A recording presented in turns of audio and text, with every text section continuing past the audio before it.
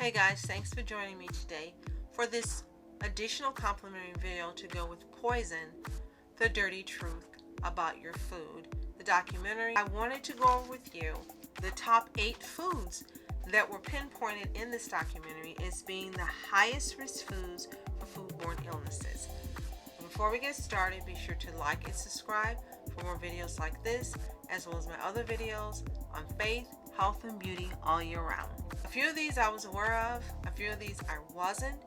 So again, I hope these will be helpful for you and your family in being proactive and being in control of your environment, in your kitchen and your home, helping to improve fruits, vegetables, lettuce, meats, and seafood that you consume.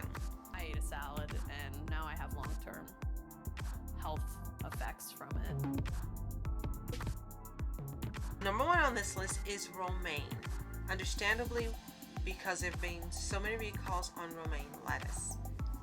If you choose to eat romaine lettuce, watch my video on how to clean cooking greens and lettuce to help make your greens more safer to eat. And also I have a video on my own personal greens and lettuce sanitizer that I received via the Holy Spirit, and share it with you that you can sprinkle on after you cleanse them. Romaine is the number 1, so if you eat romaine, make sure you thoroughly cleanse it and dry it before eating. I no longer buy romaine. I just think because of all the recalls, it's not worth the risk for me. But if you happen to have some steps and tips that you use in helping to consume it safer, let us know in the comments below. The second one was a surprise for me, cantaloupe. And I'm also going to say you should include other melons as well. Bill Marler, the attorney who was involved in the 1992 E. coli 1057 lawsuit, says that it's very dangerous because 1, they don't clean the melons, and 2, when you get the cut up fruits, they haven't cleaned the melons, and once you put the knife into the melon and cut it and it comes in contact with the contaminated skin, you've spread it all over the melon itself. I have a video that you can watch on how to properly clean your melons. I clean every melon I bring into the home with fragrance-free dishwashing liquid and water. I wash them, scrub them with a sponge with the scrub side, and I rinse thoroughly, and then I pat it dry, and then I leave it to sit a while long to make sure it's dry before I even cut it or serve it or juice it. So cantaloupe, and I'm going to say all melons, were second on the list. The third highest risk food are sprouts. Now if you grow your own sprouts, then you know in videos I've made, as well as for experts that are online, you can add grapefruit extract or some other disinfectant to your sprouts when they're soaking to help reduce the contamination and reduce any type of bacterial contamination the sprouts may have. But if you're buying in store, this is where Attorney Marler says it gets really, really sketchy and dangerous.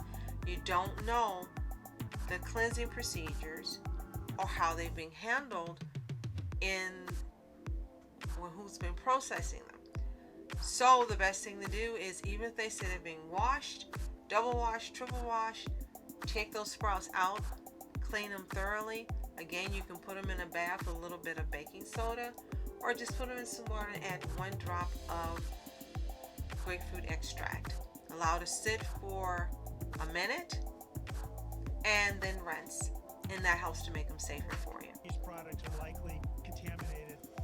The fourth highest risk food is bagged lettuce, and this shouldn't be a surprise for any of us. Lettuce has had many recalls, whether it's being high-end, cheaper brands, clamshell, bagged, or just heads of lettuce that you buy in the store. But bagged has the highest risk of contamination because most bagged lettuce, this documentary revealed is a compilation of lettuce from different farms and different varieties. Just because it's all in one bag doesn't mean it all came from the same place. And if you don't know the procedures they have in place for making sure that their produce is sanitary, if you don't know if they have animals or not, or if they do have animals, how far it is from the produce they're growing, then you're setting yourself up for danger of having foodborne illness. Again, cleanse all lettuce you bring into your home. You can use a little bit of baking soda as well. I will let you know it kind of softens the lettuce. So if you don't want soft lettuce, you don't have to use the baking soda, but do check your lettuce, thoroughly wash it, and then spin it dry before eating. The fifth food with the highest risk of contamination is spinach. Now, spinach really is high on the list not only for being contaminated with pesticides, whether you buy organic or conventional, but also there being numerous spinach recalls. So same thing as lettuce. Cleanse it, wash it, sanitize it, spin it before you eat it. It doesn't matter if the container says double or triple washed. It's had to travel, it has sat in the container, and straight from a cashier at one of the stores that I go to, sometimes the lettuce and those products sit on the truck for hours. And if the truck isn't properly climate controlled, then it may have gotten heated up. And heat helps these bacteria and viruses to produce. So again, just go ahead, take the time, a few minutes to clean it. It's worth it for you. The sixth highest risk food is raw seafood and shellfish. One thing that everyone mentioned in this video that appeared is they no longer eat raw anything. No sushi, no sashimi, no raw shellfish, no raw oysters. They don't do any of that anymore.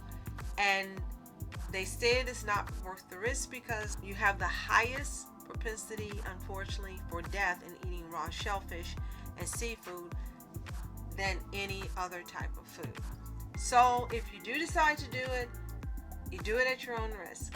If you are making raw seafood dishes at home, then at least you can take that extra step of cleansing it before eating it thoroughly. But personally, I wouldn't do raw seafood or shellfish even if I still were a carnivore. The seventh highest risk food is raw ground beef, because in a package of ground beef, this documentary revealed that this beef can have come from multiple cows.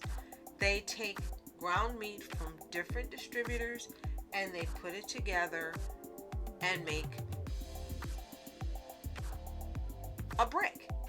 And that's for the store brands or the ones that come in where the store actually shrink wraps it itself. But if you're buying organic prepackaged ground beef, your chance of contamination is lower, but it's still there.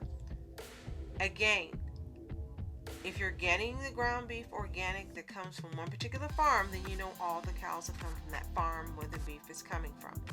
If not, then you don't know where that beef's coming from. You don't know the health status of the cows. You don't know who's been handling it, and you don't know if it's got any type of contamination. Not assume it does. And whenever possible, buy organic that's already vacuum sealed when it comes to the store from a particular manufacturer. And the eighth and final high risk food is raw chicken. Yeah, I'm sure you guessed it. If I buy chicken at the grocery store, should I assume it's safe for me? Your primary assumption should be that it contains pathogens such as Salmonella and Campylobacter. There are 15 federal agencies that in one form or another are tasked with food safety regulation. Chicken can be highly contaminated regardless of where you get it from. If you can get organic when on sale, great. In the film, Purdue, Pilgrim, Tyson, Sanderson Farms, control checks were done. Purdue had the lowest percentage of contamination at 29%. I personally, for my family and friends, I get Purdue, Bell & Evans, Pilgrim's Pride, and Mary's. If they have organic, even better, I buy those Bell & Evans. Out of all four of these, is the safest and has the highest quality chicken. Otherwise, go with these.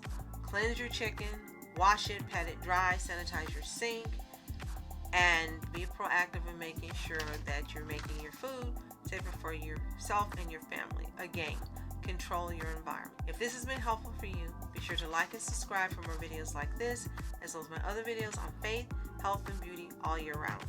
Stay tuned for another helpful video that will go in tangent with this on 10 extra steps you can take cleaning every day in your kitchen, whether it's produce, fruit, meats, poultry, melons, and so forth.